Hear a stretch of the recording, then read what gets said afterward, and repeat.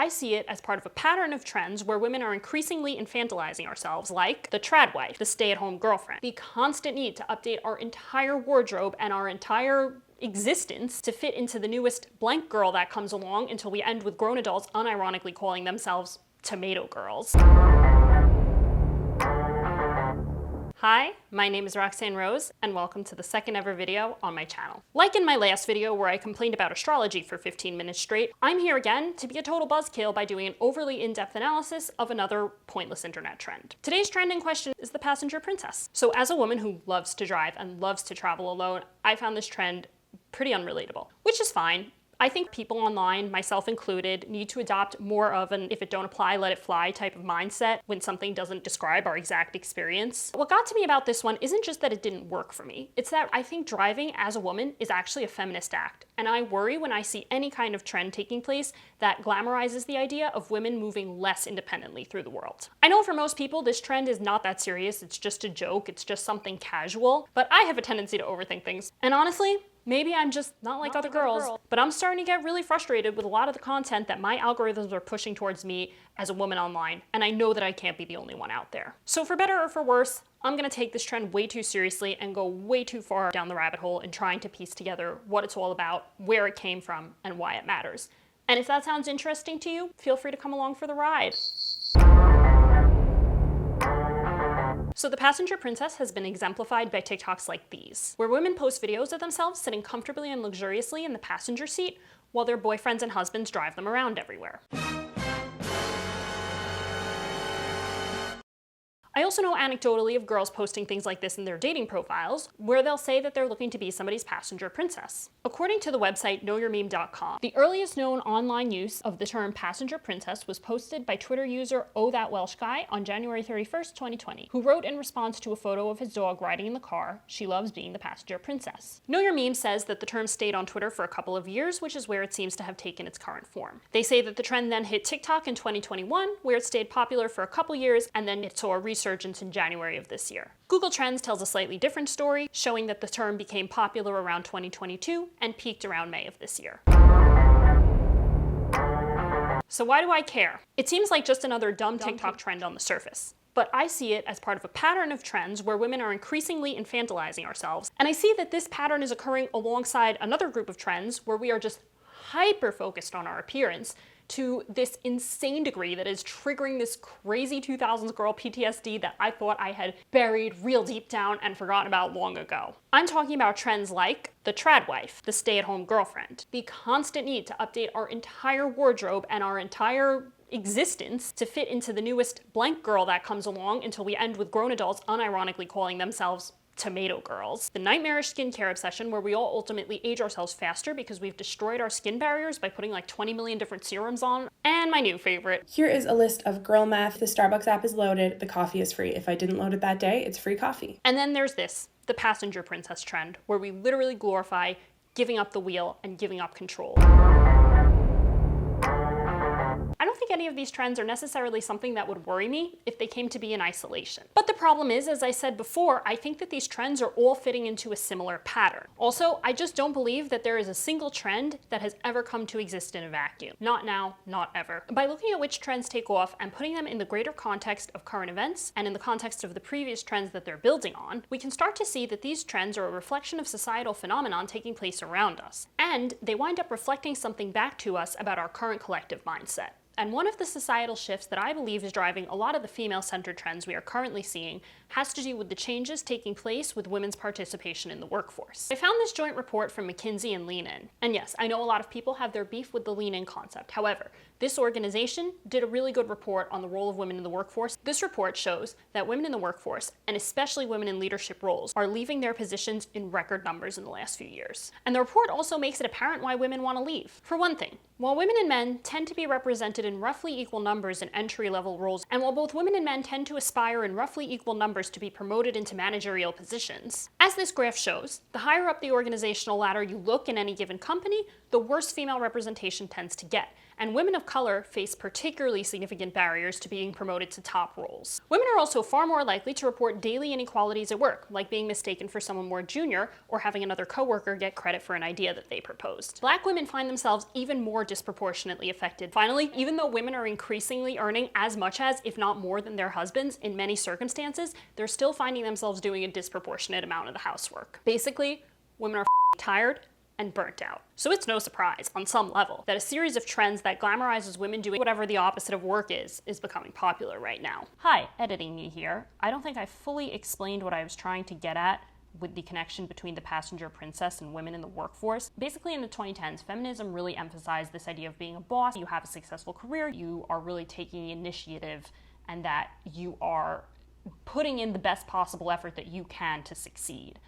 And I think in the last couple of years, as women have seen that that's not necessarily gotten them to these managerial roles that they aspire to, that they are still facing this kind of discrimination and harassment at work, and that they are still doing this disproportionate amount of work at home, so they're basically now having to do 2 jobs instead of 1. A lot of women are starting to feel that the promises of the feminism of the 2010s and those boss girl types of trends were presenting them with something that wasn't really possible to achieve, and that they burnt themselves out in trying to achieve them. And I think that is why in the last couple of years we have seen a rise in popularity of trends that emphasize not doing anything. Not all of these trends are negative. For example, slow living. I think that there's a really positive aspect to trends like that, but there is a pattern of trends that are focused on doing whatever the opposite of work is. And that's where something like the passenger princess comes in. You're not having to do any of the work of driving the car. Somebody else is taking over and doing it for you. The problem for me is that I see this as the pendulum swinging too far back in the other direction. Personally, I believe that it is in no small part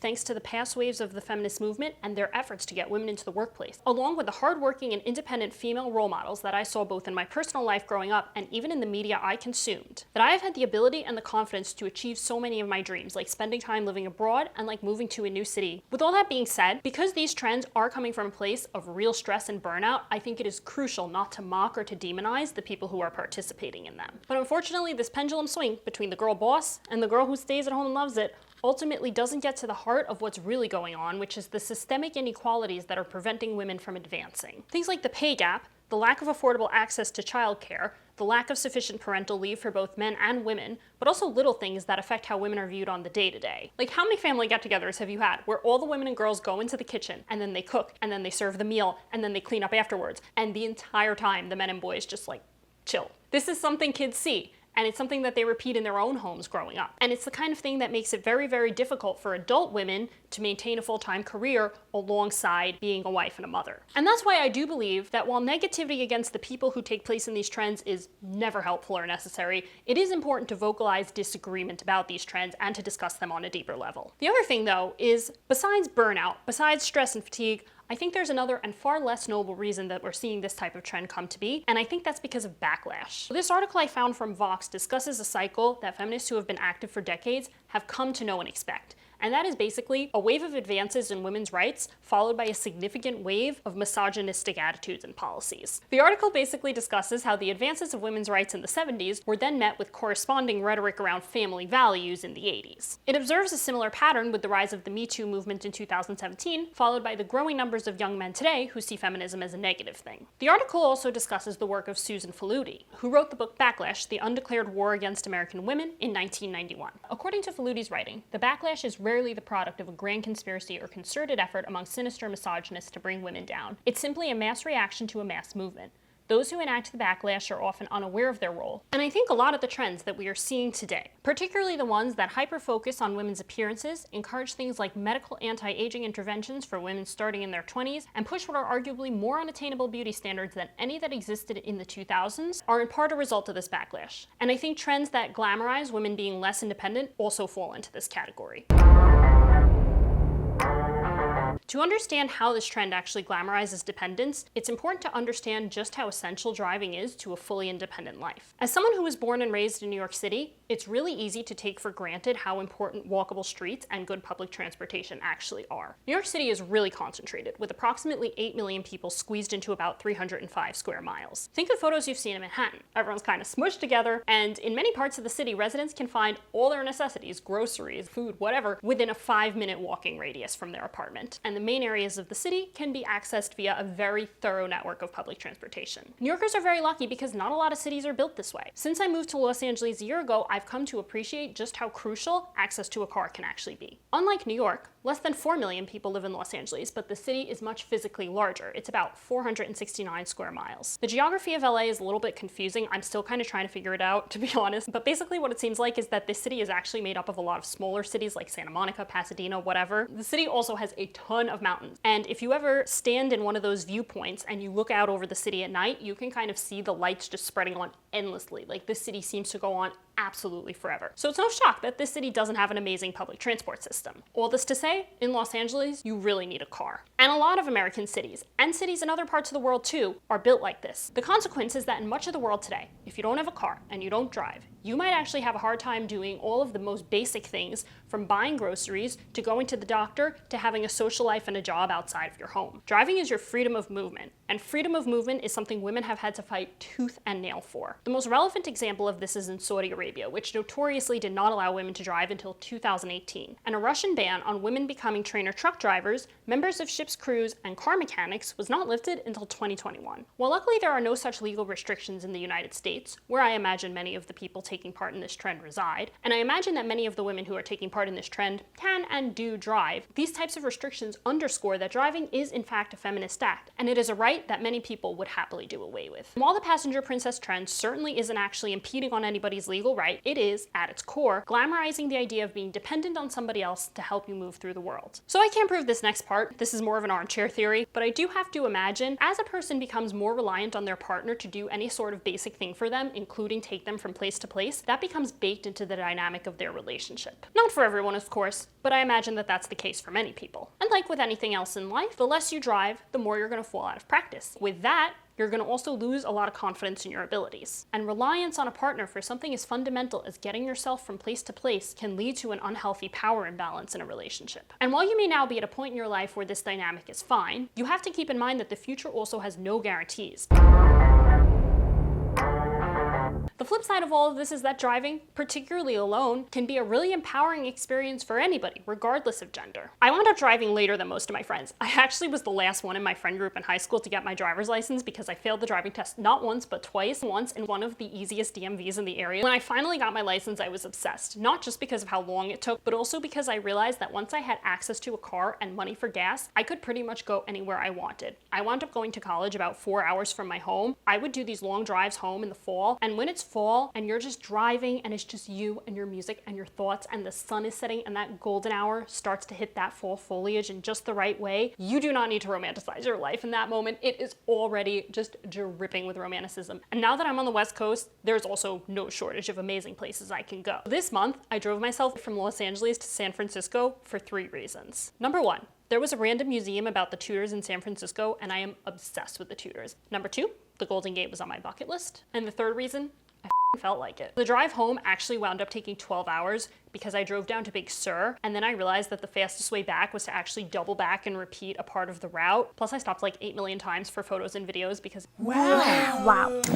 That road near Big Sur is not easy to navigate. You're basically at the top of a cliff, taking all these curves. If any of you have a Mac and you have this wallpaper, that's the road I was on. And I know for some people, this type of trip sounds kind of lonely and scary and exhausting, and like, honestly, that's fine. It's really not for everyone. But for me, it was absolutely worth it. It was hands down one of the most beautiful drives I have ever done in my life. And you know what? Because it was my trip that I was doing myself, I did what I wanted. On the way up, I listened to the entirety of Jeanette McCurdy's I'm Glad My Mom Died. On the way back, I listened to Jill Duggar's Counting the Cost. I stopped like 18 million times because of my tiny bladder and nobody judged me for it. And because I didn't realize how long the trip back would take, I left San Francisco pretty late. I didn't get home until nearly 2 a.m. And let me tell you, when I saw that sign telling me I had entered LA County, I literally fist bumped and cheered in the car, and I did it again when I hit the city. I got home absolutely physically exhausted, but also completely wired because I realized, shit, I just did that. It's funny because I also had another incident recently that shows the other side of the coin, which is that driving can actually be really dangerous. I went to a cafe a bit far from my apartment, and then on the way back, I was driving home on the freeway late and just randomly blew a tire. And in my panic, I basically pulled over to some free space I found in the middle of the highway rather than to the shoulder on the right side. So my car was partially in the road, and I was afraid that someone might hit me. So I got out of the car and stood behind it. I later found out that was not the thing to do. But yeah, it was dark. I was standing in the middle of the road. These cars are just coming at me. I was really scared. And eventually California Highway Patrol came. They helped me to a safer part of the road. They waited with me until the tow truck came. I was debating whether or not to even talk about this incident because I feel like a lot of the people who don't drive are doing it not just because they don't want to, but because they may have some sort of anxiety about driving. They're right to feel that way because if you're not careful, driving can be really dangerous. But I will say that as scary as my situation was, I got out of it alive and well. And more importantly, I learned what to do the next time that happens. The cop basically told me that if I ever found myself in that situation again, to keep driving, even on the broken tire, get off at the nearest exit, pull over somewhere safe, and then to call the tow truck. And I know that sounds like a very logical and duh thing, but when you're in that moment of panic, your brain isn't always there. I do know one thing. If that ever happens to me again, I'm gonna be so much more prepared. Sometimes people believe that the best way to deal with anxiety is by avoiding scary things, but really I believe it's by knowing something is scary, getting yourself through the scary thing, and then realizing you can do it. So I think unless you're so scared to drive that being behind the wheel of a car puts you or somebody else in danger, you should give it a shot. Even if you're just starting small and safe and close to your home, you can start building up the confidence to know that you can get yourself anywhere you need to go. So that's it for today. Thanks for watching. And if you enjoyed this overly deep dive into an internet trend, then please hit like and subscribe because I plan to keep doing these videos. And let me know what you think. Comment down below. Do you like driving? Do you not like driving? Why or why not? I'm looking forward to hearing from you. Thanks so much, and I'll see you next time.